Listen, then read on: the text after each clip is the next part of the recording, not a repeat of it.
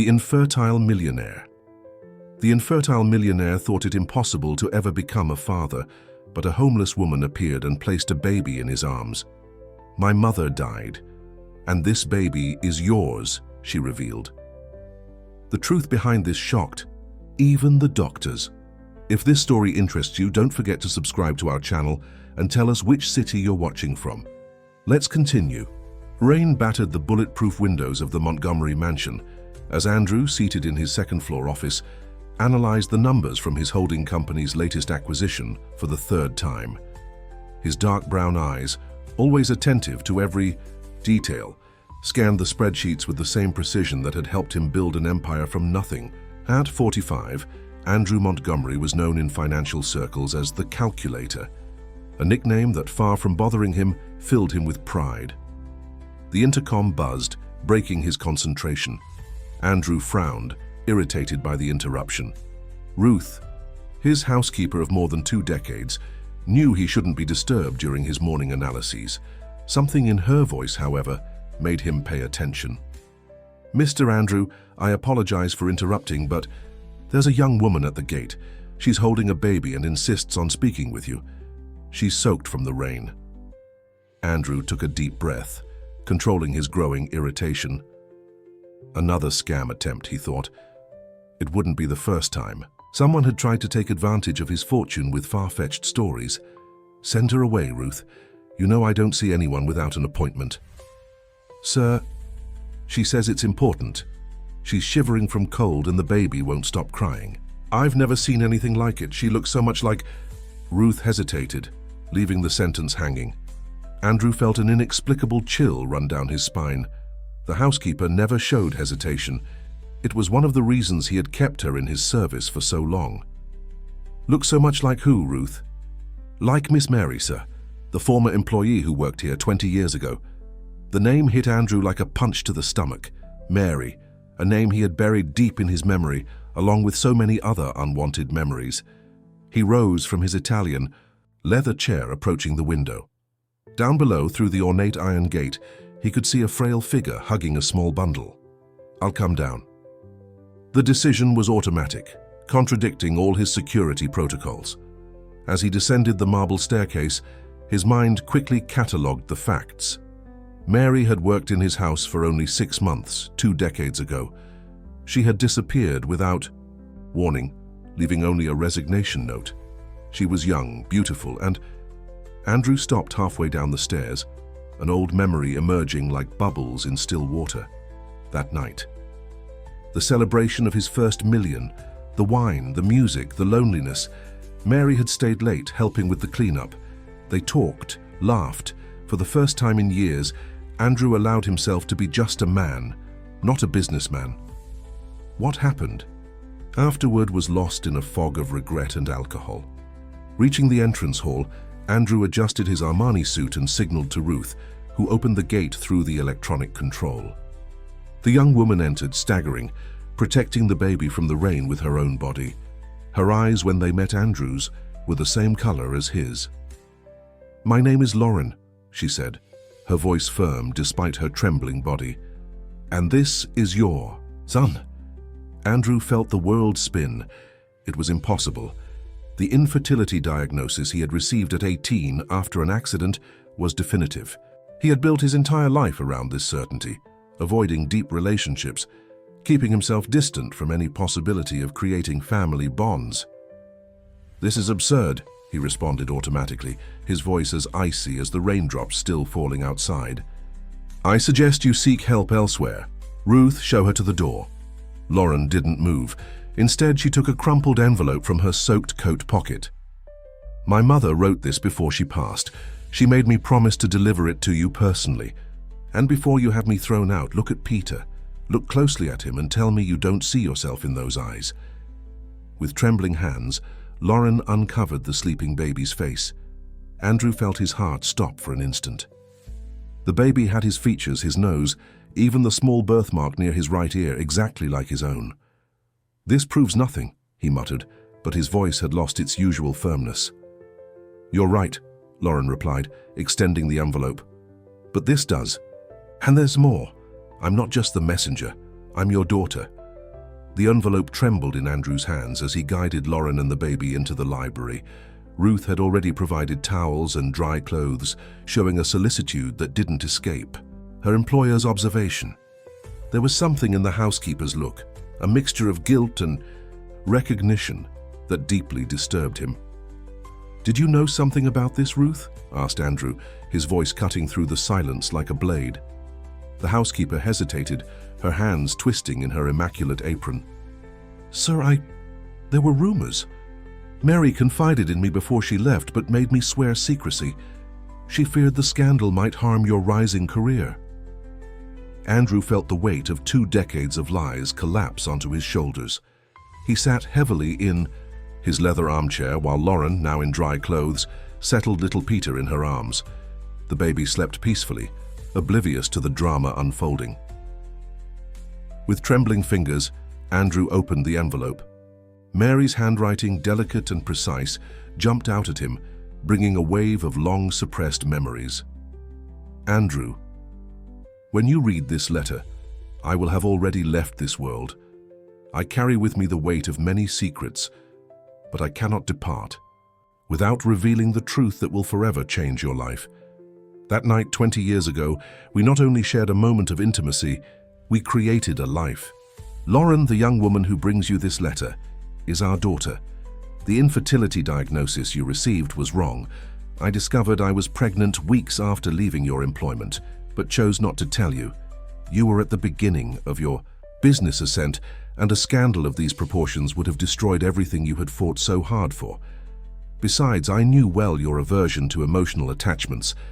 I raised Lauren alone, telling her only the essentials about her origins. She grew up strong, intelligent, and determined, like you. Now, in the final moments of my life, I make one last request of her, to bring you your younger son, Peter, the product of a relationship I had years later. Fate has a peculiar sense of irony, Andrew. The man who believed he couldn't have children will now discover he has 2. Lauren needs you, not your money, but your acknowledgement. And Peter, he's just an innocent baby who needs a home. I know this revelation will change your life, but I ask you not to reject it. See this as an opportunity to heal old wounds and discover that there is more to life than contracts and acquisitions. With love, Mary. Andrew raised his eyes from the letter, meeting Lauren's defiant gaze. Now, observing her carefully, he clearly saw Mary's features mixed with his own. How had he not noticed before?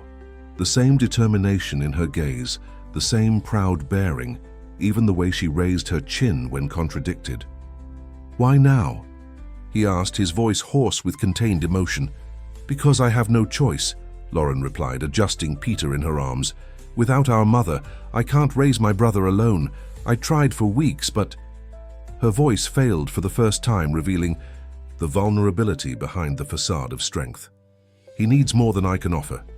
Ruth, who had remained silent until then, approached with a cup of tea. "Sir, if I may." The blue room is prepared. The rain shows no signs of stopping, and it's already getting dark. Andrew observed the sleeping baby, his little face a perfect replica of his own decades ago. Then he looked at Lauren, his daughter, a concept as strange as it was terrifying. He saw in her not just Mary, but also fragments of himself that he had never known existed. The news of Lauren and Peter's arrival at the Montgomery mansion didn't take long to reach the ears of Heather Vanderbilt. The socialite, Andrew's fiancée of 2 years, was in her spa session when her personal assistant sent her an urgent message about the presence of a mysterious young woman in her future husband's house. Heather abandoned her beauty treatment, at once ignoring the masseuse's protests. In less than an hour, her silver Porsche was parked at the mansion's entrance. The heels of her Louboutin shoes echoed across the marble entrance hall as she advanced, determined, toward the sound of voices coming from the library. The scene she found made her stop abruptly at the door. Andrew, her always controlled and distant fiancé, was awkwardly holding a baby, while Ruth tried to teach him the correct way to prepare a bottle. A young woman she had never seen before observed the scene with a mixture of amusement and skepticism. "Andrew, darling, what's happening here? Her melodious voice carried a note of alarm that didn't go unnoticed. The businessman turned abruptly, almost spilling the milk he was holding. "Heather, I wasn't expecting you today." "Evidently," she replied, her green eyes surveying the scene with growing suspicion. "Will you introduce me to our visitor?" Lauren stepped forward before Andrew could respond. "I'm Lauren, Mary's daughter, and this is Peter, my younger brother." She paused deliberately before adding, "And Andrew's son." The sound of the bottle falling and shattering on the floor echoed through the library. Heather turned pale, her perfectly manicured nails digging into the designer bag she was carrying. "This is ridiculous," she laughed, but her laughter sounded false. "Andrew, you can't be taking this seriously. It's obviously a con attempt." "Heather," Andrew intervened, his voice taking on a tone she had never heard before. "We need to talk privately." As the couple headed to the office, Lauren carefully observed the interaction. There was something in Heather's calculating look that deeply bothered her. Growing up on the streets had taught her to recognize danger, and that woman exuded threat behind her perfectly rehearsed smile. Ruth, who had remained silent, approached Lauren. "Don't worry, girl. Mr. Andrew may seem cold, but he has a good heart. He just needs to remember how to use it." "I'm not worried about myself," Lauren replied, cradling Peter, "but something tells me that woman is going to be a problem. Incel." The office, Heather quickly lost her studied composure. "You can't be serious. A daughter, a baby. Andrew, think about everything we've built. Your reputation, our marriage." Andrew watched the city through the panoramic window, his rigid back betraying the tension he felt. "The DNA test has already been requested, but looking at them..." "Heather, there's no denying it. Peter is identical to me as a baby." "DNA, you're already arranging tests?" Heather approached, sliding her hands over his shoulders.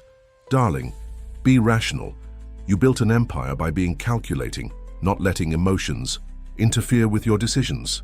Why would that change now?" But something had changed. Andrew felt it in the depths of his being, as if an internal wall was beginning to show cracks. Mary's letter, the undeniable similarities, Lauren's determined look, all of this provoked sensations he had tried so hard to suppress. "They will stay," he finally declared. "At least until we clarify everything." Heather recoiled as if she had been slapped, her pretty face contorted for an instant before recovering the mask of serenity. "Of course, darling, if that's what you want." She headed for the door, stopping, only to add, "I just hope you know what you're doing." As soon as he was alone, Andrew allowed himself to collapse into his chair. The weight of the last few hours hit him with full force. How could his world turn upside down in a matter of moments? And why, despite all the chaos, did he feel a strange sensation of completeness? Lauren and Peter's first night at the mansion was a test of adaptation for everyone. The baby's crying echoed through the silent corridors, disconcerting Andrew, who was accustomed only to the sound of his own thoughts. In his luxurious bedroom, he tossed and turned in bed, while memories and doubts mixed in his mind. In the blue room, Lauren tirelessly rocked Peter. The environment was surreal: expensive furniture, Egyptian cotton sheets, a privileged view of the city, all so different from the small apartment where she had lived with her mother or the temporary shelters of recent months. "You can't sleep on this fancy mattress either, can you?" she murmured to her brother, who was finally beginning to calm down. "But we'll get used to it. We have to get used to it." Morning arrived with the aroma of fresh coffee and freshly baked croissants. Ruth, efficient as always, had prepared an elaborate breakfast. Andrew, already impeccably dressed in his Italian suit, stopped in surprise to find Lauren in the kitchen, feeding Peter with a dexterity he secretly envied. "Good morning," she said, without taking her eyes off her brother. "Your coffee is getting cold." Andrew sat down, uncomfortable with the domesticity of the scene. "Did you sleep well?" "The mattress is too soft," Lauren responded frankly. "And you didn't sleep at all. I could hear your footsteps in the hallway all night." An awkward silence settled, broken only by the soft sounds Peter made while feeding. Ruth circulated around the kitchen, casting worried glances at the two. "We need to establish some rules," Andrew began, his voice recovering its businesslike tone. "First, about your education." "I'm 20 years old and finished high school," Lauren interrupted him. "I worked as a waitress until until Mom needed full-time care. Something in the way she mentioned Mary made Andrew feel a pang of guilt. "I didn't know she was sick." "Of course you didn't know. You didn't know anything about us." The bitterness in her voice was palpable. "But now's not the time for that. I need to find a job, a place to live with Peter." "You're not going anywhere," Andrew declared, surprising himself with the firmness of his decision. "This is your home now too." Lauren finally looked at him, her eyes, so similar to his, shining with a mixture of defiance and vulnerability. "Why? Why do you want to play dad now?" "Because..." Andrew hesitated, searching for the right words. "Because maybe it's time to fix some mistakes." "It won't be that simple," Lauren warned, but there was a slight softening in her expression. "I know," Andrew replied, allowing himself a small smile, "but I'm good at solving complex problems." The moment was interrupted by the sound of the doorbell. Ruth went to answer and returned with a worried expression. "Mr. Andrew, it's Mrs. Heather. She brought a lawyer." Lauren instinctively clutched Peter to her chest while Andrew stood up, adjusting his tie. "Stay here," he instructed, his voice recovering its authoritative tone. "I'll handle this." "No," Lauren protested, rising as well. "If they're going to discuss us, I have the right to be present." Andrew hesitated, then nodded. As they walked toward the library where Heather was waiting, he realized that his daughter had inherited more than just his physical traits. She had also inherited his determination. Heather awaited them, elegant, in a Chanel suit, beside a middle-aged man with an expensive leather briefcase. Her smile didn't reach her eyes when she saw them enter. The lawyer accompanying Heather introduced himself as Dr. Richard Mills, a specialist in family law. His professional smile couldn't disguise the predatory gleam in his eyes as he examined Lauren and the baby. "Mr. Montgomery," he began, settling into one of the library armchairs without being invited, "your fiancé approached me concerned about a rather delicate situation." Andrew remained standing, one hand unconsciously resting on the back of the chair where Lauren had sat with Peter. The protective gesture didn't go unnoticed by Heather, who elegantly crossed her legs, her fingers drumming on her designer handbag. "There's nothing delicate here, Doctor," Andrew responded dryly. "They are my children. Alleged children," Heather corrected with a mellifluous voice. "Darling, we're just trying to protect your interests." Lauren observed the scene in silence, cradling Peter, who was beginning to get restless. Years of survival on the streets had taught her to read people, and everything about that duo screamed danger. "My client," continued Dr. Mills, removing some documents from his briefcase, "is concerned about the possibility of fraud. After all, it's at least suspicious that these young people appear precisely now on the eve of your wedding and the merger with the Vanderbilt Group."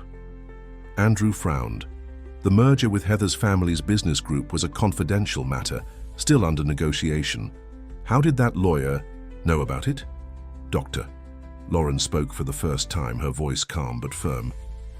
"Are you insinuating that my brother and I are con artists?" "I'm not insinuating anything, young lady. I'm merely presenting facts. You appear out of nowhere, with a baby, claiming paternity without any concrete proof beyond a letter that could easily be forged." "The DNA test has already been requested," Andrew intervened. "Excellent," Heather exclaimed with false enthusiasm. "Then you won't mind signing these documents, will you? They're just precautionary measures until we have the results." The lawyer slid a folder across the mahogany table. Andrew picked it up, beginning to read. His face grew increasingly tense. "This is absurd," he finally declared. "You want me to request a restraining order against Lauren and an investigation into her conditions for caring for her own brother?" "They're just precautions," Heather stood up, approaching him with her expensive perfume. "Think about it, darling. What if she disappears with the baby? What if it's all a setup to extort you?" Lauren also stood up, Peter firmly secured in her arms. "I don't need your money, Mr. Montgomery. I never did. I came here because it was my mother's wish, and because Peter deserves to know his father." "How touching," Heather smiled venomously. "But then you won't mind signing a document renouncing any right to the Montgomery inheritance, will you?" "Enough," Andrew's voice thundered through the library, making Peter start to cry. "Heather, I appreciate your concern, but this is a family matter." "Family?" Heather laughed, incredulous.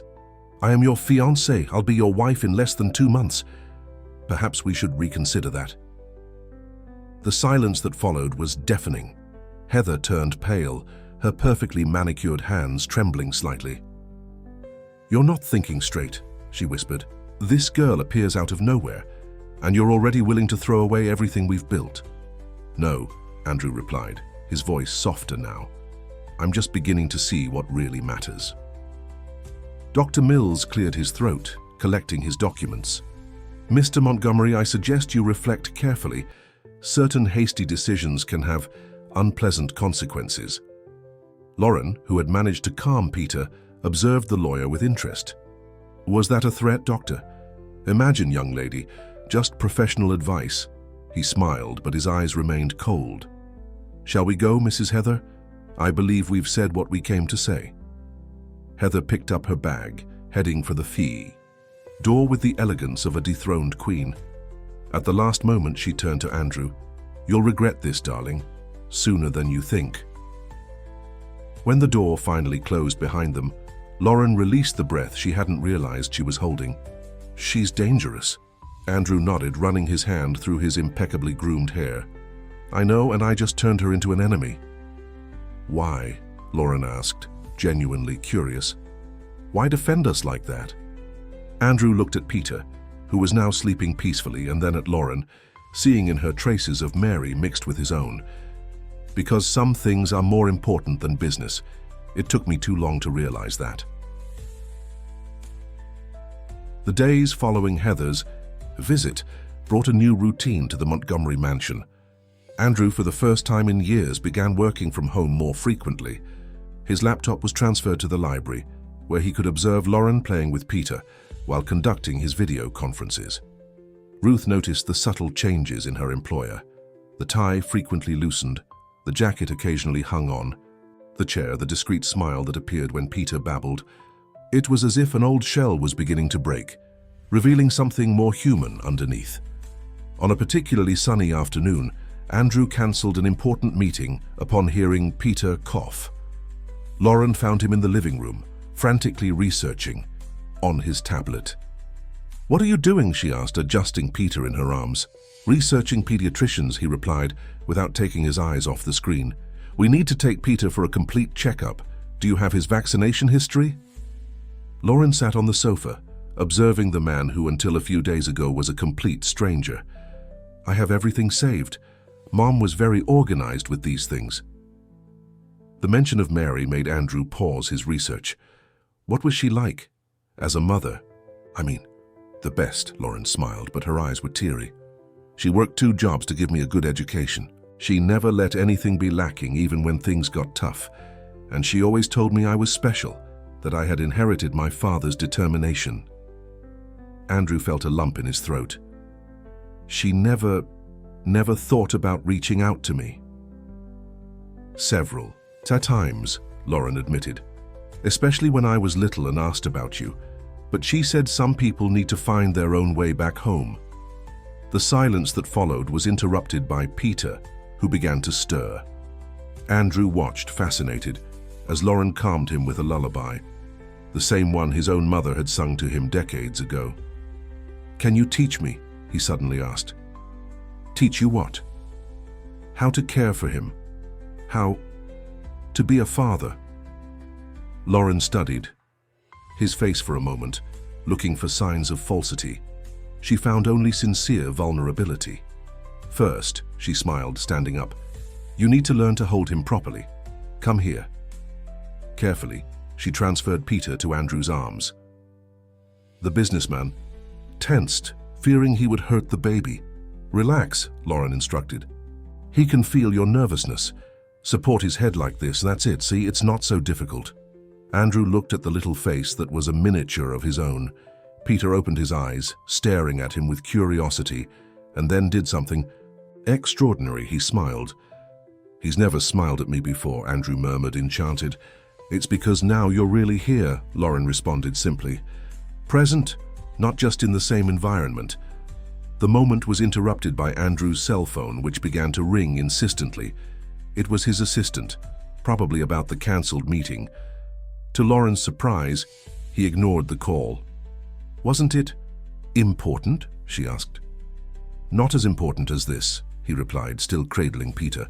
"You know, I spent so much time building an empire that I forgot to build a family." "It's never too late," Lauren offered, surprising herself with the conciliatory tone. "But you'll need practice much more than you use in your business." Andrew nodded, realizing that for the first time in his life he was facing a challenge that couldn't be solved with money or business strategies.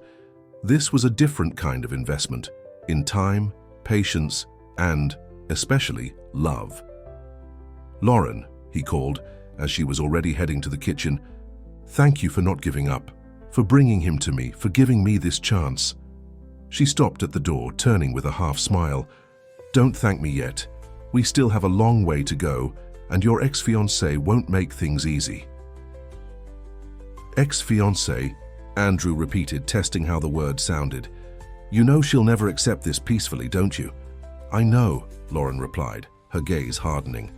"But she doesn't know the streets like I do. And I won't let anyone hurt my brothers or my father."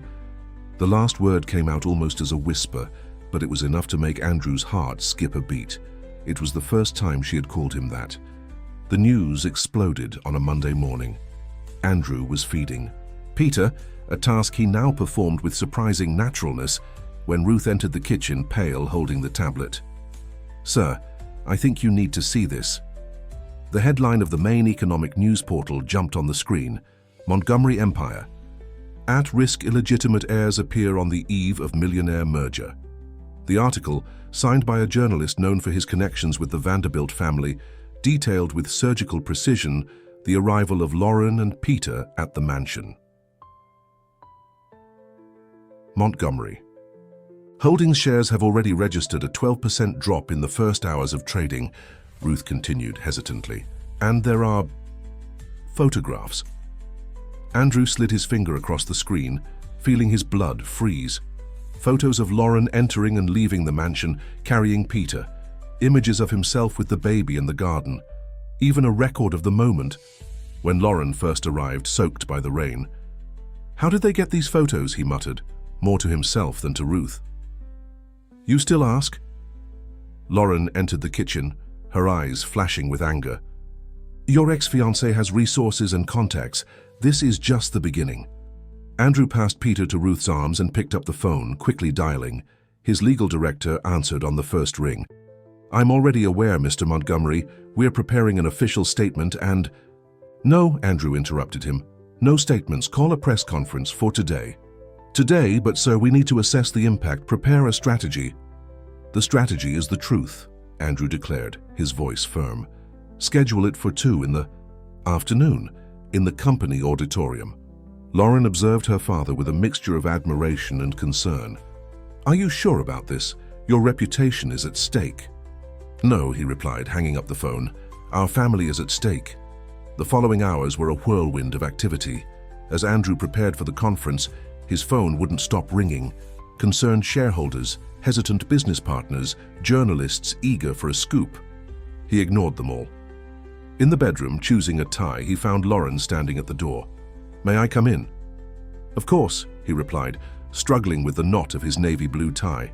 "Let me do that," she approached, adjusting the fabric with precision. "I learned watching videos on YouTube when I worked as a waitress at corporate events." Andrew observed his daughter's skilled hands, feeling a wave of pride mixed with sadness. How many things had she had to learn on her own? "I'm going with you," Lauren declared, finishing the knot. "You don't have to expose yourself like this." "Yes, I do," she smiled, determined. "United family, remember?" The Montgomery Holdings auditorium was packed when they arrived. Flashes fired non-stop. Voices overlapped in a cacophony of questions. Andrew took the stage, Lauren at his side, and silence gradually settled in. "Good afternoon," he began, his voice clear and firm. "I'm here today not as CEO of Montgomery Holdings, but as a father who discovered, in the most unexpected way possible, that life held bigger surprises than any business acquisition." He paused, looking directly at the cameras. Yes, Lauren is my daughter. Yes, Peter is my son. And no, I didn't know of their existence until a few weeks ago.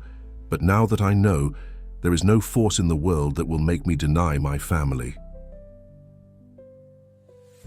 The flashes intensified. The questions resumed in a frenzy. At the back of the auditorium, Heather Vanderbilt observed the scene with a cold smile on her lips, her cell phone discreetly recording everything. "What about the merger with the Vanderbilt group?" someone shouted. "The merger," Andrew replied, his gaze meeting Heather's, "is no longer a priority. My family is." The murmur increased. Heather rose elegantly and left the auditorium, her heels echoing on the floor.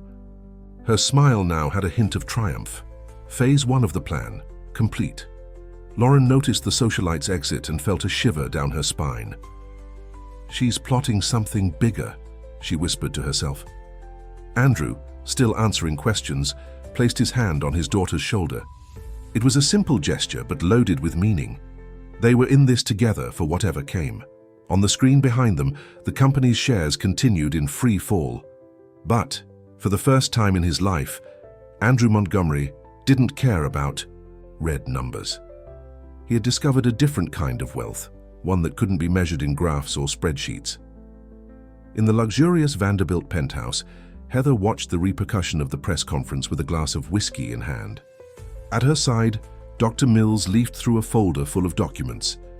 "He threw everything away," Heather muttered, her eyes fixed on the TV screen where Andrew and Lauren appeared on all channels. 20 years building a reputation, thrown away because of a suburban girl and a baby. "Actually," the lawyer replied, removing a specific document from the folder, "he gave us exactly what we wanted. Public exposure, admission of paternity, all recorded and documented." Heather smiled, understanding the plan. "And now?" "Now," Dr. Mills smiled back, "we begin to question his ability to manage both the company and this new Count family." Meanwhile, at the Montgomery mansion, Lauren was putting Peter to sleep when she noticed something strange. The light in Ruth's office was on long after the housekeeper's normal working hours. Driven by years of survival instinct, she silently approached the half-open door. Ruth was on the phone, speaking in a low voice. "Yes, Mrs. Heather, no, he doesn't suspect anything. Of course, I'll continue to inform about everything. No, the girl hasn't found the other letters yet." Lauren felt her heart tighten. Ruth, who seemed so maternal, so protective, had been working for Heather all along. But what other letters could these be? She returned to her room in silence, her mind working at full speed. She needed to tell Andrew, but she also needed to find out more. Her mother always said that information was power, and now she fully understood the meaning of those words. The next morning, Andrew was preparing to leave when Lauren intercepted him in the hall. "We need to talk," she said, serious. "About Ruth?" Andrew frowned, but before he could respond, his cell phone rang. It was his financial director, in panic. A group of minority shareholders, led by Heather's father, was calling an extraordinary assembly to question his permanence in the CEO position. "They allege that your recent decisions demonstrate emotional instability and may harm the company," the director explained nervously. "I understand," Andrew replied, surprisingly calm. "Schedule a meeting with the board for this afternoon and prepare a complete report of the last 5 years of management." Hanging up the phone, he turned his attention to Lauren. "You were saying something about Ruth?" Lauren hesitated. Her father was already facing so many problems, but no, secrets only brought more problems. Her mother had learned this the hard way. "I heard her last night talking to Heather on the phone. She's a spy, Dad, and apparently there are more letters from Mum that she hid." Andrew turned pale. For years, Ruth had been his safe harbor, the only person he truly trusted. The betrayal hurt more than he would like to admit. "I'll handle this," he said, heading to the housekeeper's office. "Wait!" Lauren held him by the arm. "We can't confront her directly. We need to find those letters first. If Mum wrote more things, it must be important." Andrew looked at his daughter with admiration. She was right, of course. Years of negotiations had taught him that information was a powerful weapon, and they needed all the weapons possible against Heather. "What do you suggest?" Ruth leaves every Sunday to visit her sister, Lauren explained. We can search her office while she's out. You want me, a CEO of one of the country's largest companies, to transform into a private investigator? Lauren smiled, a smile that very much resembled his own when closing a big deal. No, I want you to be a father protecting his children. So are you in? Andrew adjusted his tie, a different gleam in his eye. In, but first, I need to ensure I'll still have a company to run tomorrow. You will, Lauren stated with conviction. After all, you're a Montgomery, and from what I've been learning, we Montgomerys don't give up easily. Andrew felt his chest swell with pride. In a few weeks, that young woman who had arrived soaked at his door had transformed into an invaluable ally.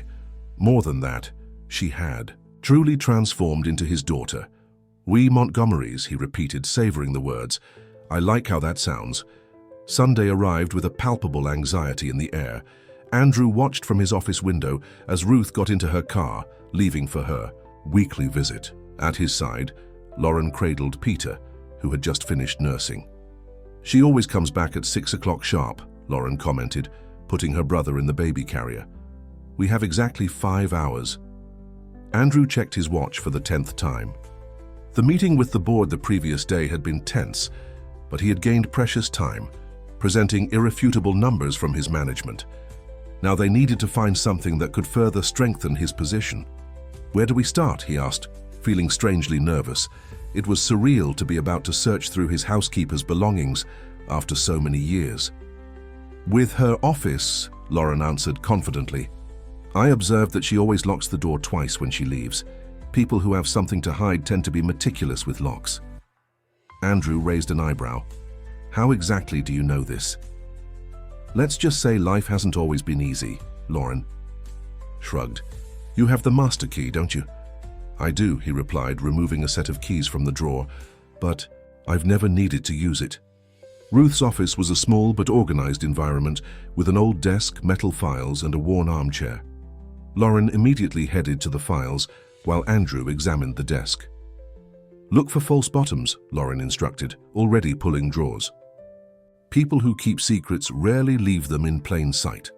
Andrew began to tap lightly on the desk drawers, surprised by his own dedication to the task. At any other point in his life, he would have considered this beneath his dignity. But now, there he was looking for secret compartments like an amateur detective. I found something, Lauren suddenly exclaimed. At the bottom of a file drawer behind old payroll sheets, there was a disguised compartment. Inside it, a stack of yellowed envelopes, all addressed to Andrew, all with Mary's delicate handwriting. With trembling hands, Andrew took the first envelope. The date was from 19 years ago, just a few months after Mary had left. Dear Andrew, I know that when this letter arrives, you'll probably be furious about my sudden disappearance, but I need you to know, I'm carrying a piece of you with me. Our baby is due in 6 months. Andrew sat heavily in the armchair. Lauren continued reading the other letters, her eyes filling with tears as she discovered the complete story. She wrote to you for years, she whispered, telling about my first steps, my first words. Ruth intercepted them all. But why? Andrew asked, his voice hoarse with emotion. The answer came in the last letter of the stack, dated just 5 years ago. Ruth, I know you've been intercepting my letters all these years. I also know why. I found the old documents from Mr. Montgomery's will, Andrew's father. You feared that if he discovered an heir, he would investigate more deeply the records from the time you managed the house finances. The diversions you made would be discovered. I won't expose you, not for me, but for Andrew. He has already suffered too many losses. But I ask, if something happens to me, don't prevent my children from finding their father. They deserve that chance. Mary. Lauren let the letter fall, shocked. She knew. All this time, Mom knew. Andrew was pale. Ruth not only hid you from me, she stole from my father, and Mary found out. But if she discovered the diversions, why didn't she tell? Because she really cared about me, Andrew replied, his voice choked. To the end, she tried to protect me. Peter's cry broke the moment of revelation. Lauren picked him up, automatically rocking him while her mind worked. "This explains why Ruth is helping Heather," she said. "She must be desperate to keep us away, afraid the truth about the diversions will come out." Andrew carefully kept all the letters in his folder. "We need to act intelligently. Ruth has information about us that can help Heather. But now we have information about her," Lauren completed, a determined gleam in her eyes. "Exactly," Andrew smiled, a smile that didn't reach his eyes. "And tomorrow, when she arrives, we'll have a very interesting conversation." As they reorganized the office, leaving everything exactly as they found it, father and daughter exchanged a look of understanding. The truth, buried for so long, was finally coming to light. And with it, a chance for justice, not just for them, but for Mary. "Dad," Lauren called as they were leaving, "do you think she suffered, keeping all this secret?" Andrew looked at his daughter, seeing in her Mary's strength and compassion. "Your mother was the strongest person I've ever known, and now I know she was also the most selfless." Peter gurgled in Lauren's arms, as if agreeing. Outside, the sun was beginning to set, painting the sky in orange hues. In a few hours, Ruth would return, not knowing that her own game of secrets was about to collapse. Exactly at 6 o'clock in the evening, Ruth's car parked in the mansion's garage. The housekeeper entered through the back door as she always did, only to find Andrew sitting at the kitchen table, the yellowed letters neatly arranged in front of him. The blood drained from Ruth's face when she recognized the envelopes. Her hands, always steady, began to tremble. "Good evening, Ruth," Andrew spoke, his voice controlled. "I think we need to talk about some misplaced correspondence." "Mr. Andrew, I can explain," she began, but was interrupted by Lauren's arrival, carrying sleeping Peter. "Good evening, Ruth," Lauren greeted, her tone politely cold. "I hope your sister is well. Or should I say, I hope Heather is well. After all, it was with her you spent the afternoon, wasn't it?" Ruth staggered, needing to support herself on the kitchen counter. How do we know?" Andrew completed. "Let's say we're not the only ones who know how to keep secrets. The difference is that ours don't involve embezzlement." "Please," Ruth begged, tears beginning to run down her aged face. "You don't understand. At the time, I needed the money. My husband was sick, the treatments were expensive." "And after he passed," Lauren asked, "why continue hiding the letters? Why prevent a daughter from knowing her father?" Ruth sank into a chair, suddenly looking very old and tired. "At first it was for the money. Then it was fear. If Mr. Andrew discovered about you, he would investigate the past, would find out everything. I couldn't lose everything I had built here. So you decided to ally with Heather," Andrew concluded, "to ensure your secrets remained buried." "She found out," Ruth admitted. "Somehow she discovered about the old diversions. She threatened to report me if I didn't help drive you away." Lauren gently placed Peter in the baby carrier and approached the table. "Our mother knew about everything, and yet she chose to protect you, to protect my father from the pain of discovery." Ruth covered her face with her hands, sobbing. "Mary was a saint. When she found out, I thought I was finished, but she only asked me to swear that if something happened to her, I wouldn't prevent her children from finding their father." "And yet you broke that promise?" Andrew spoke, his voice loaded with disappointment. "What are you going to do with me?" Ruth asked, defeated. Andrew exchanged a look with Lauren before answering. "We won't report the old diversions, Ruth. Not for you, but for Mary. She chose forgiveness, and we'll honor that choice." Ruth raised her eyes, hardly believing. "But," Andrew continued, "you will call Heather right now. You'll say you can no longer help her, and then you'll pack your bags and leave this house by tomorrow." "Where will I go?" "You have your own house bought with my father's money," Andrew replied coldly. "Use it." Lauren, who had remained silent, approached Ruth. "You know what's saddest? You could have been part of this family, for real, not through lies. Mom trusted you, considered you a friend." Ruth rose slowly, decades of guilt weighing on her shoulders. "You're just like her, you." "No, you have the same heart." "No," Lauren replied, picking up Peter.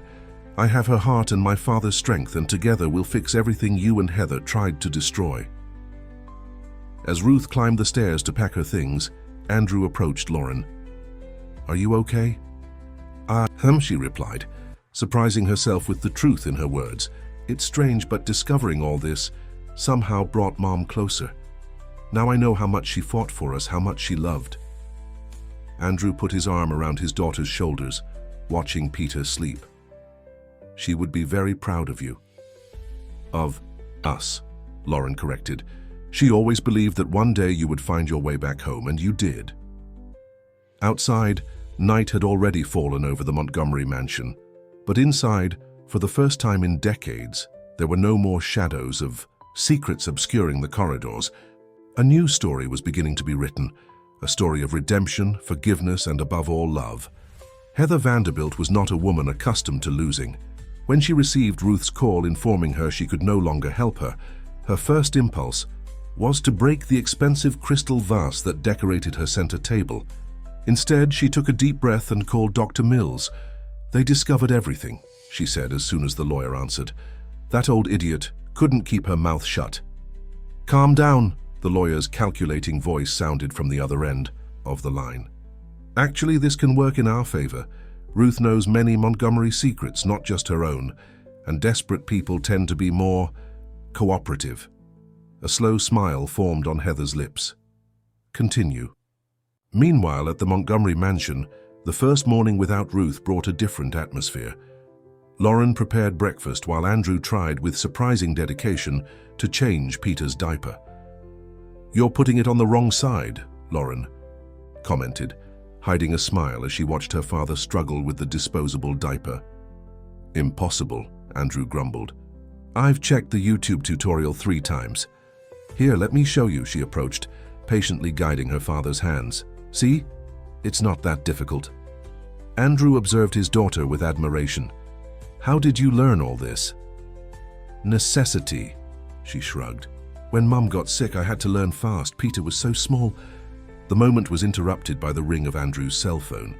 It was his legal director, and by his voice, the news wasn't good.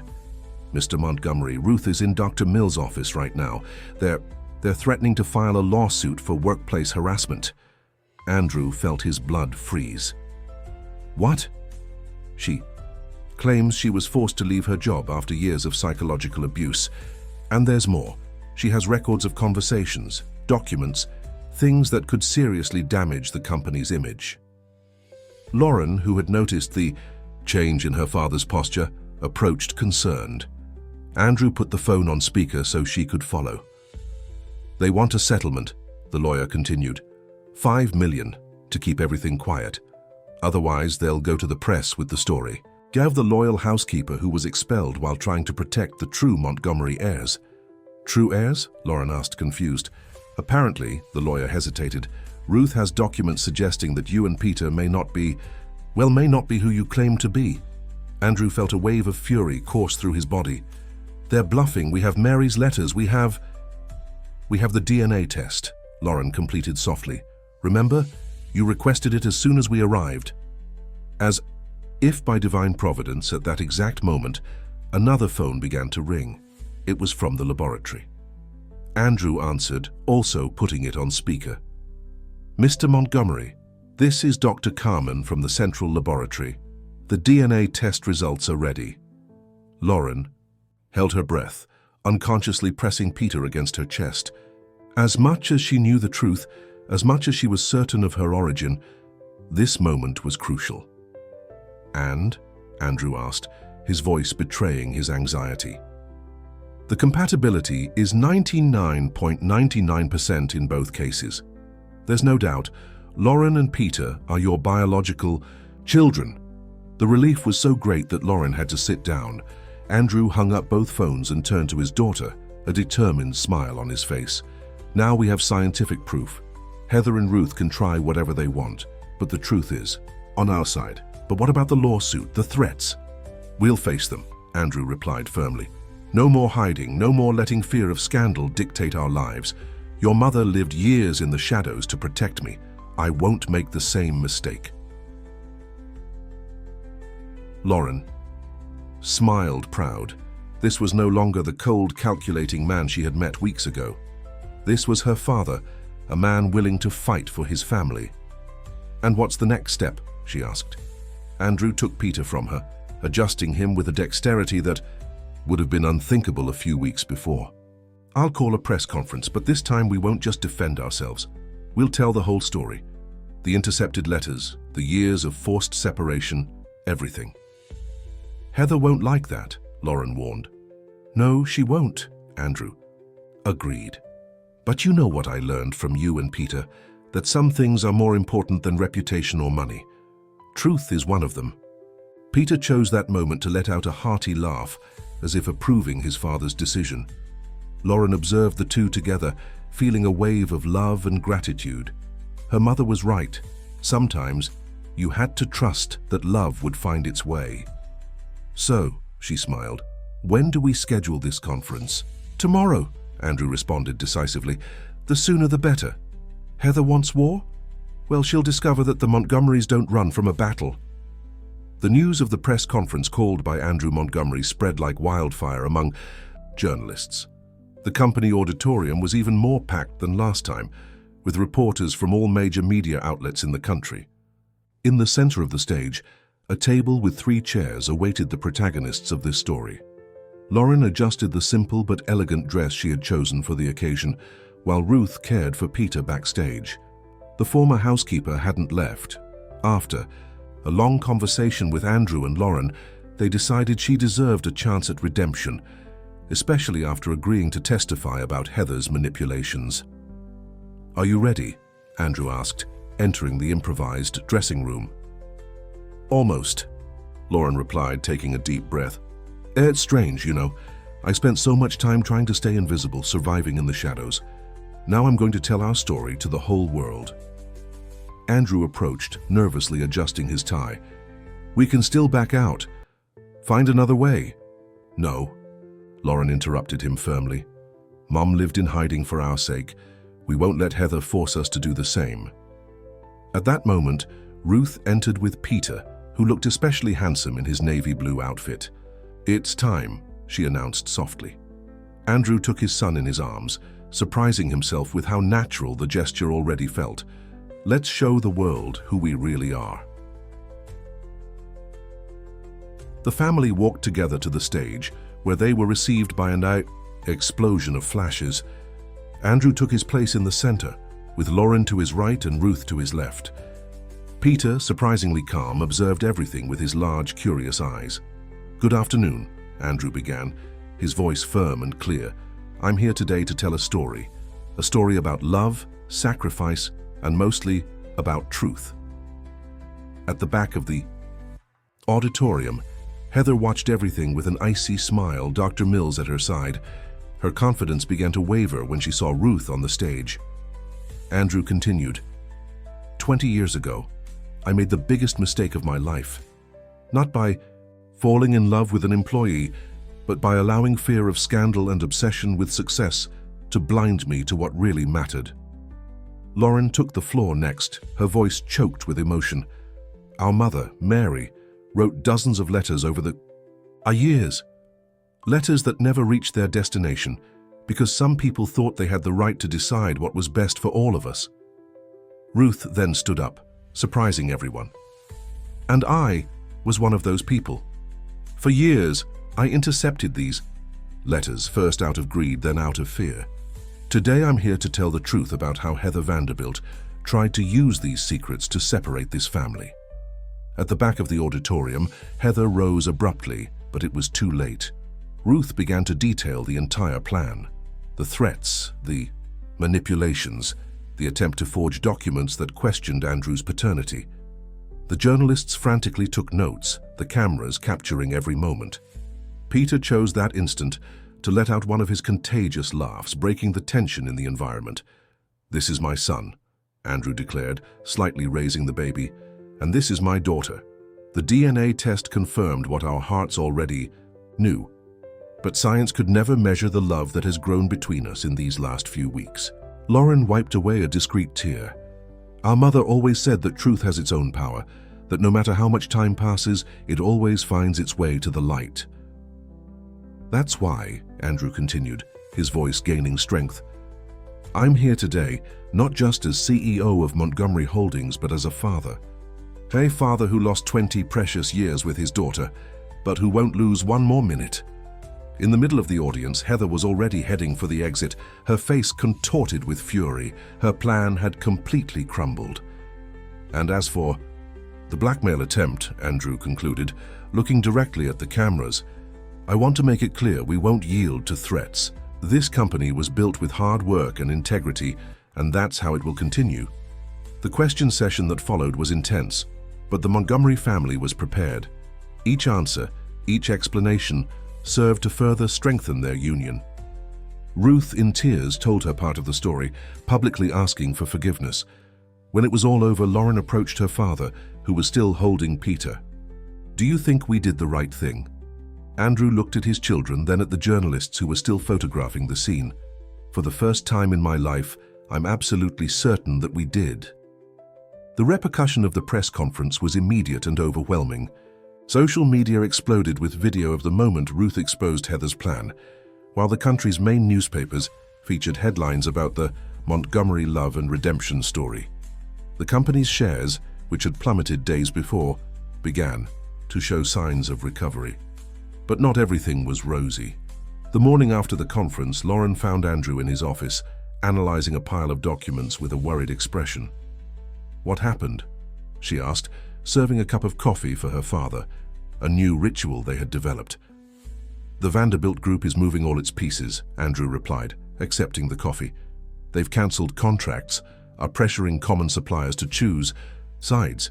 Heather may have lost the battle of public opinion, but she still has a lot of power in the market. Lauren sat in the armchair across from the desk, thoughtful. What about the other investors? The ones not connected to the Vanderbilts? Many are on our side, impressed with our transparency. Andrew smiled slightly. Apparently, a CEO who chooses family over immediate profits inspires confidence. Who would have thought? The moment was interrupted by Ruth, who hurriedly entered. The office with Peter in her arms. The baby was restless with a red, hot face. He has a fever, Ruth announced, worried, and won't stop crying. Lauren immediately took her brother in her arms, feeling his small body burning. We need to take him to the doctor. I already called the pediatrician, Andrew informed, standing up and taking the car keys. He'll see us right away. At the doctor's office, after a series of tests, the diagnosis was a common viral infection in babies. Nothing serious, but requiring constant care in the next few days. He needs medication every 4 hours, the doctor explained, handing over the prescription. And lots of rest. Andrew watched Lauren meticulously noting all the instructions, memorizing schedules and dosages. His heart tightened at the thought of how many times she must have done this alone, caring for her brother without help. I'll stay with him tonight, he offered. You need to rest. Lauren looked at her father in surprise. You have that important meeting tomorrow morning. The meeting can wait, Peter can't. Back at the mansion, they installed a rotation system. Ruth prepared teas and light soups, while Andrew transformed his room into an improvised infirmary with a humidifier and everything the pediatrician had recommended. In the middle of the night, Lauren woke up to the silence. Worried, she went to her father's room and found a scene she had never imagined seeing. Andrew Montgomery, the powerful CEO, was sleeping seated in an armchair with Peter nestled on his chest. On the bedside table, an improvised chart marked the medicine schedules, all recorded with the same precision he used in his financial reports. He hasn't left Peter's side for even a minute, Ruth whispered, appearing silently beside Lauren. He even cancelled all his meetings for tomorrow. Lauren felt her eyes water. You know, for years I imagined what it would be like to have a father. In my fantasies, he was always this perfect and infallible hero. And reality disappointed? Ruth asked softly. No, Lauren smiled, wiping away a tear. Reality is much better, because he's not perfect. He's learning, trying, making an effort, and that's worth much more than any fantasy. The moment was interrupted by Andrew's cell phone, which vibrated silently on the table. Lauren picked up the device to silence it, but the name on the display made her pause. It was from the company's financial director. Dad, she called softly, touching his shoulder. Andrew woke immediately, his arms instinctively tightening around. Peter, Seeing the cell phone, he answered carefully so as not to wake his son. His face grew increasingly serious as he listened. When he hung up, he looked at Lauren with a mixture of concern and determination. Heather convinced the board to call an extraordinary assembly for tomorrow, he explained. They're going to vote on my removal.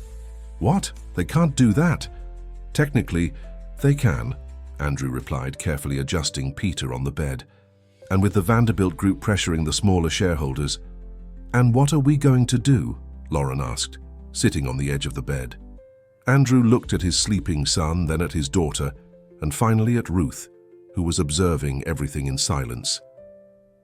We're going to fight, he replied simply.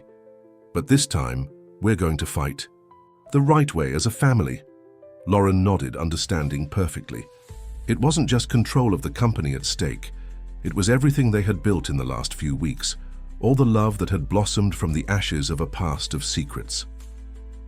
Heather doesn't know, Lauren said with a small smile, but she's already lost, because no matter what happens tomorrow, she can never take away what's really important. Andrew hugged his daughter, both looking at Peter, who slept peacefully, oblivious to the storms forming around him. In the silence of the night, a certainty crystallized. Some bonds are too strong to be broken by money or power. The boardroom was packed when Andrew arrived the next morning. Deep circles marked his face, the result of a sleepless night caring for Peter, but his gaze conveyed an unshakable determination.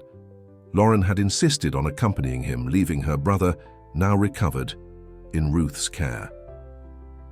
Heather was already there, impeccable in her designer suit, whispering with some board members. Her triumphant smile faltered slightly when she saw father and daughter entering together. Board members, Andrew began, his voice clear and firm. Before you begin voting, I'd like to make a presentation. This is irregular, Heather immediately protested. The assembly was specifically called to vote on your removal. According to the company's bylaws, Lauren intervened, surprising everyone with her knowledge. Any shareholder has the right to speak before a crucial vote. And as it happens, she smiled, removing some documents from her folder, I am now a shareholder. Andrew couldn't contain a small smile of pride. The night before, while caring for Peter, he had legally transferred 5% of his shares to Lauren, enough to guarantee her right to speak on the board. What you're about to see, Andrew continued, turning on the projector, aren't just numbers.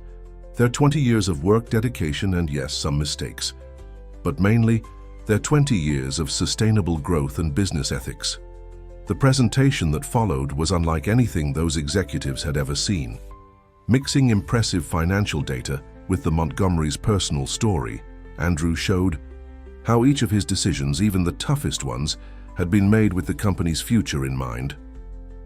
And now, he concluded, you want to remove me because I chose to be honest?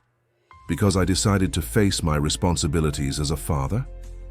Don't be dramatic, Andrew, Heather interrupted, rising. This isn't about your personal life, it's about business stability.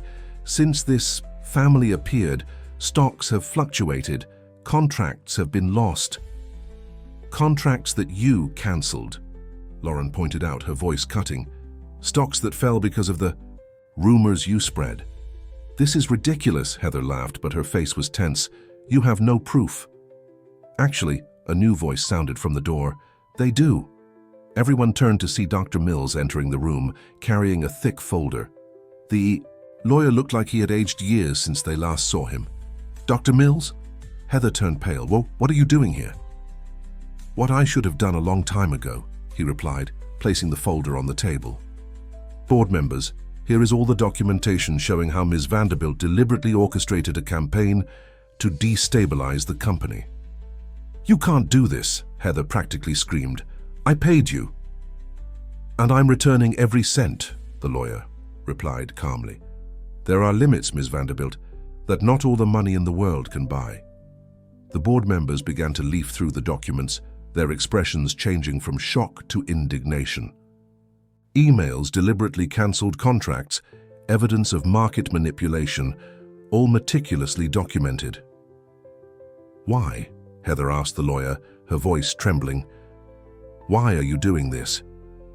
Dr. Mills looked at Andrew and Lauren before answering.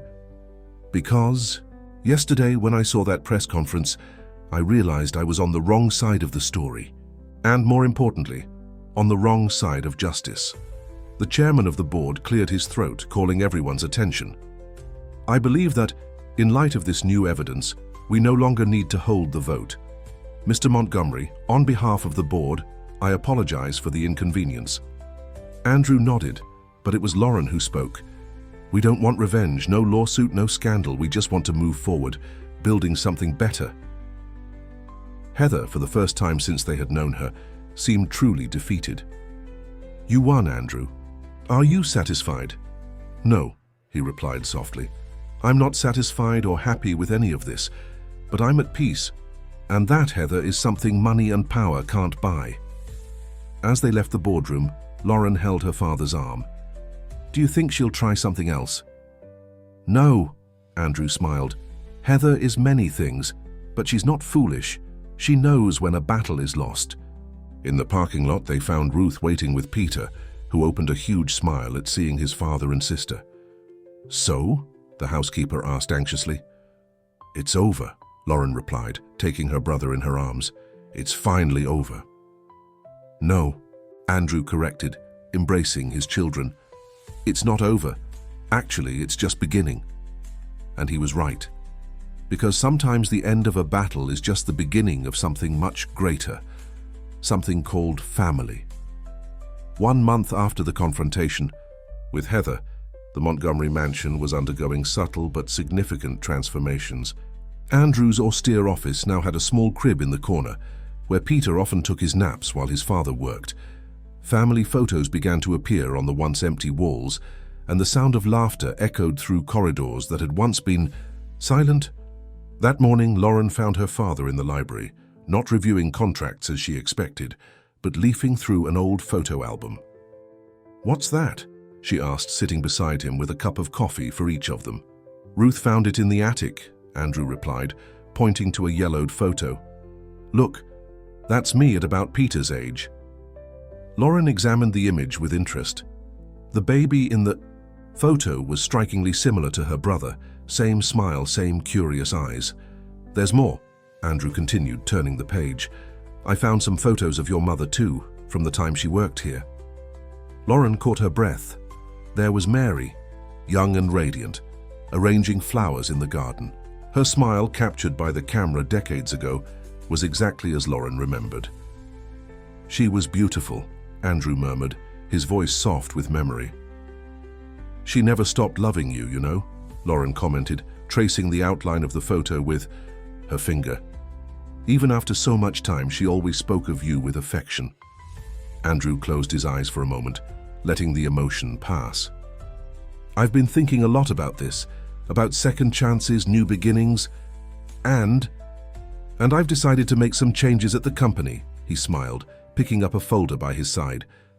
I want to create a foundation to help single mothers, families, in vulnerable situations, a place that offers not just financial aid but real support, daycare, education, work opportunities. Lauren felt her eyes water, like what Mom needed at the time. Exactly, Andrew nodded. And I want you to run the project? Me? Lauren almost choked on her coffee. But I don't have experience or training. You have something much more important. You lived that reality. You know exactly what these families need. He paused, picking up another document. And that's why I also arranged this. Lauren took the envelope he extended. Inside was an acceptance letter from the country's most prestigious university for the business administration program. How? You mentioned once that this was your dream, Andrew explained. And now you can fulfill it. Classes start next semester. Ruth chose that moment to enter with Peter, who had just woken from his nap. The baby immediately extended his arms to Lauren, who took him with tears in her eyes. See, little one? She whispered to her brother. Life sometimes surprises us in the best possible way. There's one more thing, Andrew said, picking up a final envelope. I found a beachfront property, exactly like your mother always dreamed. Lauren opened the envelope, finding architectural plans. This is the Foundation's headquarters, Andrew completed. with an adjoining residential area to temporarily house families who need it, and also... He hesitated, seeming almost shy. I thought we could build a beach house there. For us, to be a family not just in difficult moments but in happy ones too. Ruth, who observed the scene in silence, couldn't contain an emotional sob. Mary would be so proud, she said, wiping her eyes with her apron. She is, Lauren softly corrected, looking out the window where a ray of sunlight broke through the clouds. I'm sure she is. Andrew stood up, taking Peter from Lauren's arms. Shall we take a walk in the garden? There's a special place I want to show you. In the garden, among carefully cultivated roses, there was a new flower bed. In the center, a discreet plaque said, Mary's Garden, where love blooms eternally. It was Ruth's idea, Andrew explained. She remembered that your mother loved tending these roses. Lauren knelt by the flower bed, gently touching one of the flowers. It's perfect, she whispered. Peter, in his father's arms, let out one of his contagious laughs, as if agreeing. The sound echoed through the garden, mixing with the birdsong and the gentle morning breeze. You know, Andrew commented, observing his children, I always thought success was something measured in numbers, contracts, acquisitions, but now I understand that true success is here, in these moments, these laughs, this peace. Lauren stood up, hugging her father and brother. And to think it all started with a rainy morning and a desperate young woman at the gate. No, Andrew corrected with a smile. It started long before with a love story that patiently waited for the right moment to bloom again. Through you. Ruth observed the scene from the veranda, her heart overflowing with joy. The Montgomery mansion, once a symbol of power and loneliness, was transforming day by day into a true home. And in the roses of Mary's garden, love continued to bloom, proving that some feelings are too strong to be contained by time or circumstance. The afternoon was gently falling over the city when the first group of mothers arrived at the newly inaugurated Mary Montgomery Foundation. Lauren, elegant in her simple suit, but with the same welcoming eyes as always, personally received them at the entrance of the modern beachfront building. Welcome to your new beginning, she said, guiding the group through the carefully planned space. Here you'll find not just help, but real opportunities for transformation. The women, all carrying their children, looked in wonder at the facilities. There was a modern daycare, equipped classrooms, a professional training center, and most importantly, temporary apartments where they could restart their lives with dignity. In the main office, Andrew observed his daughter conducting the tour through the security cameras. Peter, now almost a year old, played in his special playpen installed next to his father's desk. She has a natural gift for this, Ruth commented, entering with a cup of coffee. She does, Andrew smiled, picking up Peter when he saw him yawn. Lauren understands these women because she's been in their place. She knows exactly what they need.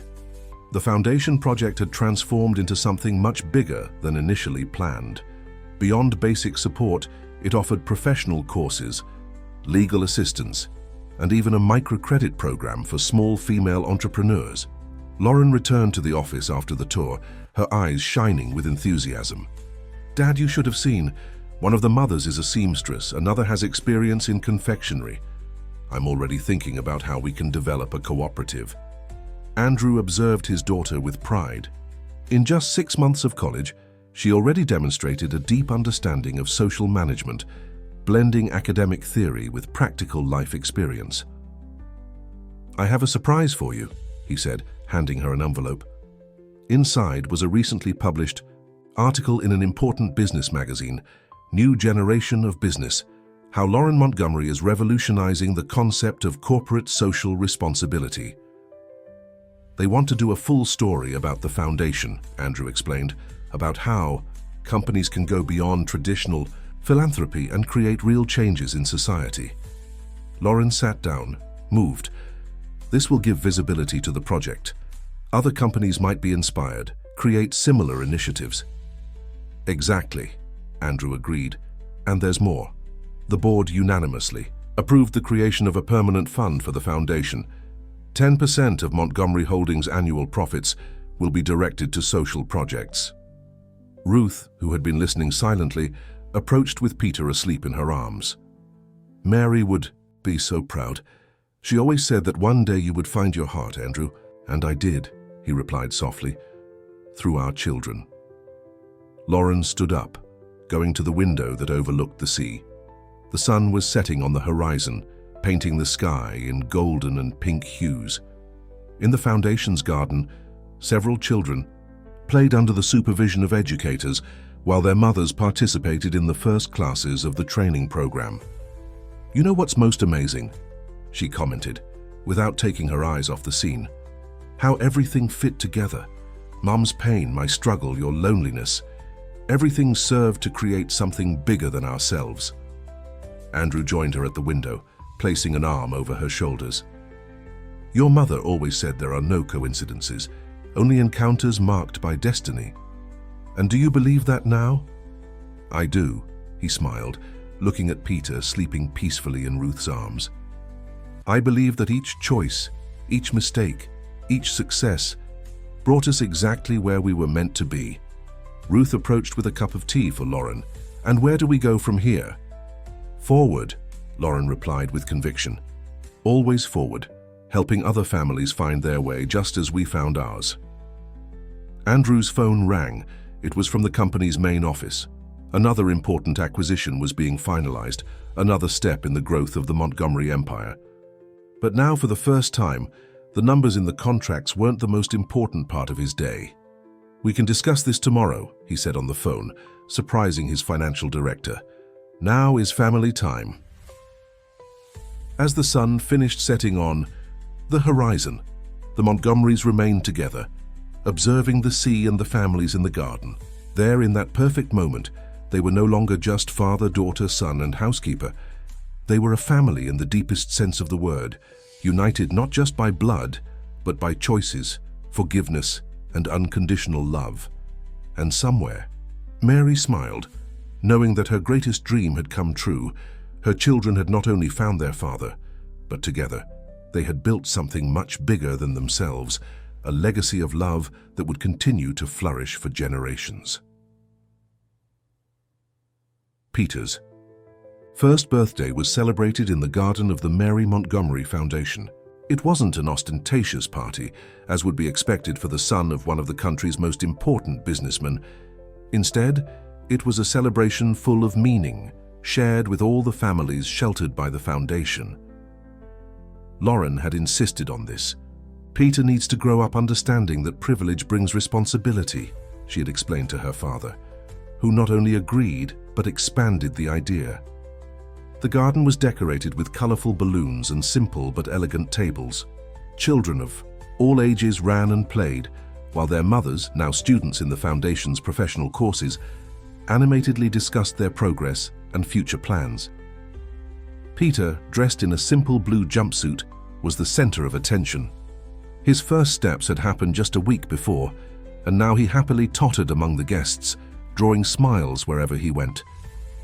"He has your way of captivating people," Andrew commented to Lauren, watching his son receive affection from everyone. "And your determination," she replied, smiling as she saw her brother try to reach a particularly colorful balloon. "When he sets his mind to something, he doesn't give up until he gets it." Ruth approached with a homemade cake, her specialty. The candles were lit and everyone gathered to sing happy birthday. Peter, in his father's arms, clapped delightedly with the attention. It was at this moment that one of the mothers, assisted by the foundation, asked to speak. Maria Joseph, a young woman who had arrived 3 months earlier with her 2 children, rose timidly. "When I arrived here," she began, her voice choked, "I was hopeless. I had lost my job, had nowhere to go. But then Lauren showed me that a new beginning is always possible." She paused, wiping away a tear. "Today, thanks to the foundation's courses, I have my own confectionery business. My children are in school, we have a roof over our heads. And all this because a family decided to transform their own story of pain into hope for others." Andrew felt his chest tighten with emotion. He looked at Lauren, who also had tears in her eyes, and at Peter, who observed everything with his curious and intelligent eyes. "It's not just us." "Helping," Lauren whispered to her father. Each story of overcoming here teaches us something new, makes us grow too. After the cake and festivities, when the afternoon was already fading, Andrew found Lauren sitting on the bench in Mary's garden, looking thoughtfully at the roses that bloomed abundantly. "A penny for your thoughts," he said, sitting beside her. "I was thinking about Mom," she replied, gently touching one of the roses. "About how she always said things have their own time to bloom. At the time, I didn't quite understand what she meant. And now? Now I do. Look at all this." She gestured to the garden, where children were still playing, mothers talking, lives being rebuilt. Each person here is like one of these roses. They just needed the right environment, the proper care to bloom. Andrew took a photo from his pocket. It was old, showing young Mary, smiling among the same roses that now grew in the foundation's garden. "I found this photo yesterday," he explained. "I was thinking of making a gallery at the foundation's entrance. Photos that tell our story, not just the Montgomery story, but of all the families that have passed through here. A way to show that everyone has a story worth telling," Lauren completed, immediately understanding the idea. Peter, who was playing nearby with Ruth, came toddling to them, bringing a rose that had fallen to the ground. He offered the flower to Lauren with his small, chubby hand. "Thank you, little one," she smiled, taking her brother in her arms. "You're also growing like these roses, you know? Strong, beautiful, full of life." Andrew observed his children with a serene smile. The transformation in his life over the last 18 months was almost unbelievable. From the cold and lonely executive to the present and loving father, from the businessman focused only on profits to the philanthropist committed to real social changes. "Have you decided about the foundation's expansion?" Lauren asked, adjusting Peter, who was starting to doze in her arms. "Yes," Andrew replied. "We'll open 3 more units next year, 1 in each most needy region of the city." "And the investors?" Surprisingly, they're more enthusiastic than ever. It seems that social responsibility isn't just a market differential, it's a path to the future. Ruth approached with a cup of tea for each. "The last guests are leaving. It was a perfect day." "It was," Lauren agreed, watching the sun set on the horizon. "But you know what's most beautiful? Knowing that tomorrow will be another day of new beginnings here. Other stories to tell, other lives to transform." Andrew hugged his daughter and sleeping son, feeling a peace that no business success had ever provided him. There in the garden that bore the name of his first and only love, surrounded by the legacy they were building together, he finally understood the true meaning of wealth. 1 week after Peter's party, Lauren was organizing the new photo gallery at the foundation's entrance when an unexpected visitor arrived. Heather Vanderbilt, thinner and with a different countenance than Lauren remembered, stopped in front of the glass door. For a moment, the two women stared at each other in silence. Lauren could feel her heart accelerating, memories of past conflicts arising in her mind. But something in Heather's look was different. There was no longer that arrogance, that calculating coldness. "May I come in?" Heather asked, her voice stripped of its former haughtiness. Lauren hesitated for a moment, then nodded. "My father isn't here today," she warned. "Actually," Heather replied softly, "it's you I want to talk to." They headed to the garden, sitting on the same bench where so many stories had already been shared. Heather looked around, observing the roses, the children playing in the recreational area, the mothers participating in an outdoor crafts class. "It's impressive what you've built here," she finally commented. "What do you want, Heather?" Lauren asked directly but without hostility. Heather took a deep breath before answering. "I came to apologize, not by letter, not through intermediaries, in person, because you deserve that." Lauren hadn't expected this. She studied the face of the woman who had tried so hard to destroy her family, looking for signs of falsity. She found none. "What changed?" she finally asked. "I changed," Heather replied, taking an envelope from her bag. "After I left Boston, I went to do volunteer work in Africa. I needed to find some meaning. And there I met a woman who reminded me very much of your mother." She opened the envelope, revealing photos of a small orphanage. She had lost everything, but dedicated her life to caring for abandoned children. "Made me realize how wrong was about what really matters in life. Lauren took the photos, observing Heather in simple clothes, surrounded by smiling children. "You're still there?" "I come to the States from time to time to resolve bureaucratic issues, but yes, that's my home now." Heather paused, looking directly at Lauren. "And that's why I'm here. I want to donate part of my inheritance to the foundation." "What?" "With one condition," Heather continued. "I want part of the money to be used to create an exchange program, to bring knowledge and resources to the orphanage where I work, and bring some of those children here to explore different opportunities." Lauren felt an unexpected emotion take hold of her. There was Heather Vanderbilt, the woman who had tried to destroy her family, proposing to build bridges instead of walls. "Why us?" she finally asked. "There are other institutions." "Because you understand," Heather replied simply. "Understand that true transformation comes from love, not money. It took me a long time to learn that." At that moment, Ruth appeared with Peter, who immediately toddled over to Lauren. Heather observed the little one with a sad smile. "He's so big," she commented, "and so much like Andrew. Would you like to hold him?" Lauren was surprised at making the offer. Heather seemed startled by the suggestion, but then hesitantly extended her arms. Peter, with his characteristic innocence, went easily to her lap, playing with the necklace she wore. "Children are amazing, aren't they?" Heather murmured, emotional. "They don't hold grudges, don't judge, they just love." "As it should be," Lauren agreed, realizing that something had changed within her too. The resentment she carried for Heather was beginning to dissipate, replaced by a greater understanding. "I'll talk to my father about your proposal," she finally said. "But regardless of his decision, thank you for coming personally." "Heather," returned Peter to Lauren, standing up. "No, Lauren, I'm the one who should thank you. Your family taught me the most important lesson of my life, that it's never too late to change, to start over." As she watched Heather leave, Lauren felt a strange sensation of completeness. It was as if a circle was closing, but not with bitterness or resentment, with understanding and forgiveness. Ruth, who had observed the entire scene in silence, approached. "Your mother always said that forgiveness is the greatest proof of love we can give." "Yes," Lauren smiled, hugging Peter. "And you know what? I think I finally understand what she meant." The afternoon sun illuminated Mary's garden, making the roses shine like small beacons of hope. There, among the flowers her mother had loved so much, Lauren understood that sometimes the greatest miracle isn't the transformation we cause in others, but the one we allow to happen in ourselves. 2 years had passed since that rainy morning when Lauren arrived at the Montgomery mansion.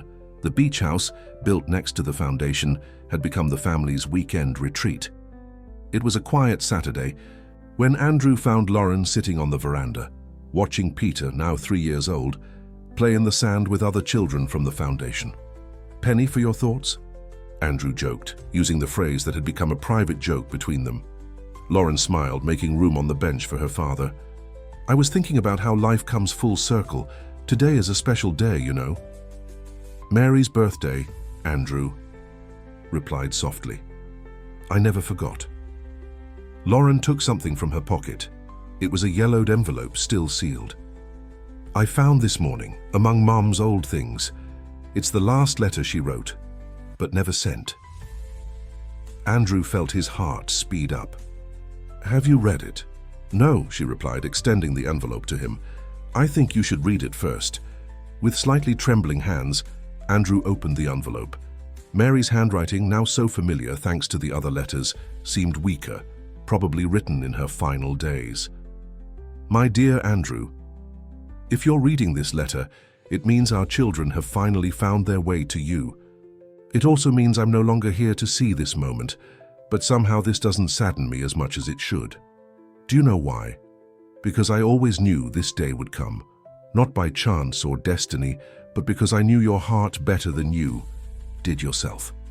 Under all that armor of coldness and control, there was a man capable of loving deeply, just waiting for the chance to show it. Lauren grew up hearing stories about you, not stories of hurt or abandonment, but of a man who had lost his way and would one day find it again. Peter, even so small, already carries your traits not just in his face but in the determination he shows in each small achievement. I don't regret the choices I made. Each decision, each moment of difficulty brought us exactly where we needed to be. You needed that time to find yourself, to understand that success isn't measured only in figures and contracts. I have one last request. Don't blame yourself for the past. What matters is the present, what you choose to do with the love you discovered within yourself. Use it to heal, to build, to transform lives, as I know you're already doing. Tell the children I love them more than anything in this world. And as for you, Andrew, know that I never stopped believing in the wonderful man you could become. Now through our children's eyes, the world can finally see what I always saw. With eternal love, Mary. Andrew didn't realize he was crying until he saw a tear fall on the paper. Lauren, who also had tears in her eyes, took his hand. She was, "Right about you," she said softly. "About everything." Peter chose that moment to run to them, his small hands full of seashells he had collected on the beach. "Look, Daddy, treasures." Andrew picked up his son, examining each shell with the same attention he had once devoted to million-dollar contracts. "They're beautiful, son. We'll keep them very carefully." Ruth appeared on the veranda with a tray of lemonade. "The foundation children are asking to hear that story again, Lauren. The one about the girl in the rain." Lauren laughed, getting up. "Our story has become sort of a legend among them, hasn't it? Because it's a story of hope," Andrew replied, still holding Peter and the shells. "And hope is what moves the world." The sun was beginning to set on the horizon, painting the sky with shades of pink and orange. On the beach, the foundation's children played, their laughter mixing with the sound of the waves. It was a simple, everyday scene, but loaded with meaning. "You know what impresses me most?" Lauren commented, observing the scene. "How the biggest changes begin with small gestures.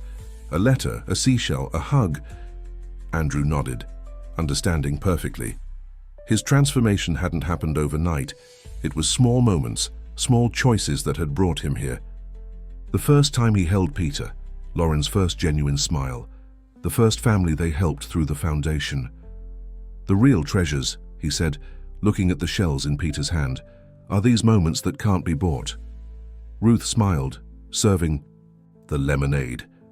"Mary always said that life is made of small miracles disguised as coincidences." And she was right, Lauren concluded, picking up one of the shells. "Each person who passes through our lives leaves something special, like these shells. Some are perfect, others a bit broken, but all have their own beauty."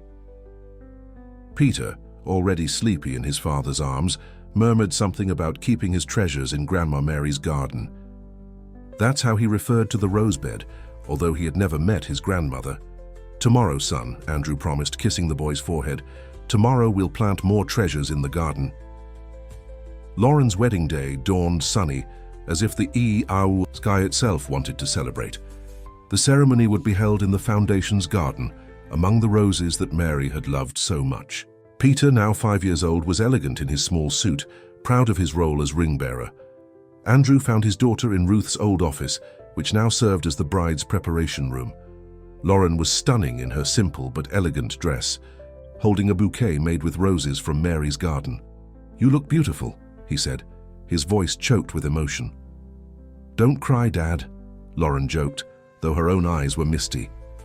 "Otherwise I'll cry too, and my makeup will smear." Andrew approached, carefully adjusting his daughter's veil. "Your mother would be so proud, not just of the wedding, but of everything you've become." Lauren smiled, looking at herself in the mirror. At 25, she had graduated in business, administration with honors, ran the foundation masterfully, and had found love with Michael, one of the volunteer teachers in the educational program. "Sometimes I wonder if she can see us," Lauren confessed softly, "if she knows that her love story didn't end on that rainy morning, but blossomed in ways she never imagined." "She knows," Andrew replied with conviction. "Each life transformed here, each family rebuilt, each new smile. It's her legacy continuing through us." Peter ran into the room, followed by Ruth, who was trying in vain to make the little boy stay still. "Sis, look what I found in the garden." In his hands was a perfectly bloomed white rose. It's just like the one in Grandma Mary's photo," he exclaimed proudly. Lauren took the flower, moved. In the old photograph that now decorated the foundation's entrance, Mary held an identical white rose, her radiant smile captured forever in that moment. "It's a sign," Ruth whispered, her eyes shining. "She's here with us." The sound of the wedding march began to play softly in the garden. Andrew offered his arm to his daughter, while Peter ran ahead, scattering rose petals along the path. The garden had been transformed. Hundreds of white and red roses decorated the venue, and the guests, a unique mixture of business people, families, assisted by the foundation and collaborators, created a human mosaic that perfectly represented the Montgomerys' new reality. Heather was there too, seated discreetly with some children from the African orphanage that now partnered with the foundation. Her smile was genuine when Lauren passed, a silent testimony to how forgiveness can transform even the most unlikely stories. Michael waited at the improvised altar, his eyes shining at seeing Lauren. He had understood from the first moment that he wasn't just marrying an extraordinary woman, but becoming part of a larger story than themselves. During the ceremony, when it came time for the vows, Lauren surprised everyone by taking a folded paper from her bouquet. "These aren't just my vows to you, Michael," she began, her voice clear and emotional. "It's a promise to our family, to all the families that are part of our story." She read, "I promise to love not just in moments of sunshine, but especially on rainy mornings, because it was on one of those mornings that I learned the true meaning of family. I promise to believe that there are no coincidences, only encounters marked by the heart. I promise to nurture our love like the roses in this garden, with patience, care, and the certainty that even in the harshest winters, spring always returns." Andrew, holding Peter in his arms, felt his heart overflowing with love and gratitude. There in that garden that bore the name of his first and eternal love, life completed another perfect cycle. When the newlyweds were declared husband and wife, Peter released the last rose petals he had kept in his pockets. They danced in the air like small blessings, some gently landing on the guests' heads, others getting lost among the garden's roses. "Dad," Peter whispered in Andrew's ear. "Is Grandma Mary smiling at us?" Andrew looked at the blue sky, at the flowering garden, at his radiant daughter with happiness, and then at his small son who had the same curious and dreamy eyes as Mary. "Yes, son," he replied with absolute certainty. "She's always smiling. At us, in each rose that blooms, in each life that transforms, in each love that is reborn." And so, among roses and smiles, among tears of joy and promises of love, the Montgomery story continued to flourish. No longer a story of loneliness and secrets, but a saga of redemption, forgiveness, and unconditional love, proving that some feelings are too strong to be contained by time, distance, or even departure.